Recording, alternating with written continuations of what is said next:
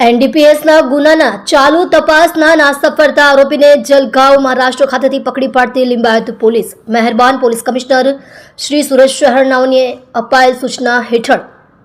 no drugs in Surat સિટીના અભિયાનને સફળ બનાવવા અને સુરત શહેરમાંથી નાર્કોટિક્સની બદીને સંપૂર્ણપણે નેસ્ત નાબૂદ કરાવવા સારું સુરત શહેરમાં પ્રતિબંધિત માદક અને કેફી દ્રવ્યો તેમજ નશાયુક્ત વસ્તુઓની હેરાફેરી તેમજ વેચાણ કરી યુવાધનને નશાના અંધકારમાં ધકેલવાની પ્રવૃત્તિ કરતા ઈસમો ઉપર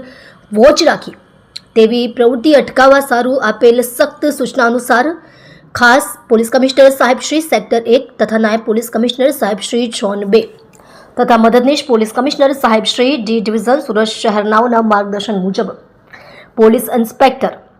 એન કે કામળિયા સાહેબનાઓની સૂચના અને માર્ગદર્શનથી તથા second police inspector CS Dhokadiya સાહેબનાઓની દેખરેખ હેઠળ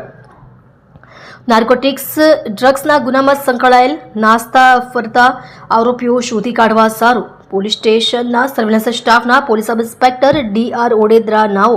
તથા પોલીસ માણસોની અલગ અલગ ટીમો બનાવી આવી પ્રવૃત્તિ કરતા ઈસમો અંગે માહિતી મેળવી નાસ્તા ફરતા આરોપીઓ પકડવા સારું વર્કઆઉટ કરતા હોય તે દરમિયાન હેડ કોન્સ્ટેબલ અજીત કુમાર રમણભાઈ તથા પોલીસ કોન્સ્ટેબલ અજીતસિંહ દામજીભાઈ નાઓને મળેલ